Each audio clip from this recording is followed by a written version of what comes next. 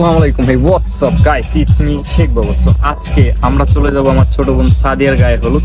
So ওইখানেই আমরা যাচ্ছি। সো চলেন যাওয়া যাক। এন্ড গাইস, শুধু আমি যাচ্ছি না, আমার সাথে যাচ্ছে আমার স্বাস্থ্য ভাই রুহুল আমিন।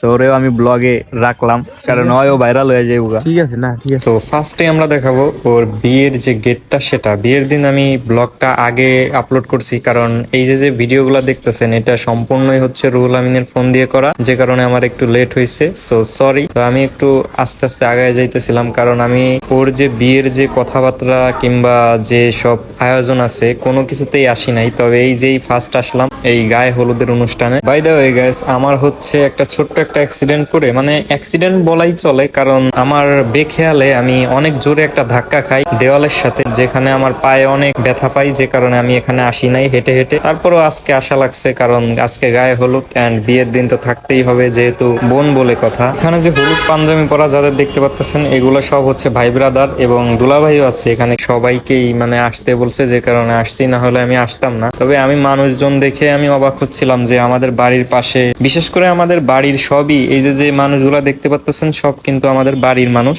আর সবাই কিন্তু আমাদের আপনজন, কেউ পর না। এমন কোনো লোক নাই যে দাওয়াত থেকে বাদ পড়ছে। আমাদের বাড়ির ইন টোটাল যত লোক আছে সব লোক এইখানে আছে। ইভেন এই বাড়ির, আমাদের বাড়ির যে আশেপাশের যে লোকগুলো আছে সবাই কিন্তু এখন উপস্থিত হয়ে গেছে, দেখতে পাচ্ছেন। আর আমি তো মেকআপ দেখে আমি সাদিয়াকেই চিনতে পারতেছিলাম না যে এটা কি সাদিয়া নাকি অন্য কেউ। আমি ফার্স্টে ভাবছিলাম যে কে না কে, পরে দেখলাম যে না, ওর ছবি তুলতেছে, এর মানে ওই হচ্ছে বিয়ের কোণে, মানে হলুদের প্রধান ব্যক্তি। তো এই পাশে দেখতে পাচ্ছেন আব্রাহামকে নিয়ে তার দাদা দাঁড়ায় আছে। আর অনেকে অনেক ধরনের মন্তব্য করতে পারেন, যে কারণে আমি নাচ গান এইসব কিছু আমি দেখাইলাম না, ভিডিওর মাধ্যমে আমি প্রকাশ করলাম না, কারণ অনেকে অনেকভাবে নিতে পারেন, যে কারণে এইসব আমি অ্যালাউ করলাম না আমার ভিডিওতে। সো যাই হোক, ভিডিওটা এখানে শেষ করছি। আল্লাহ হাফেজ।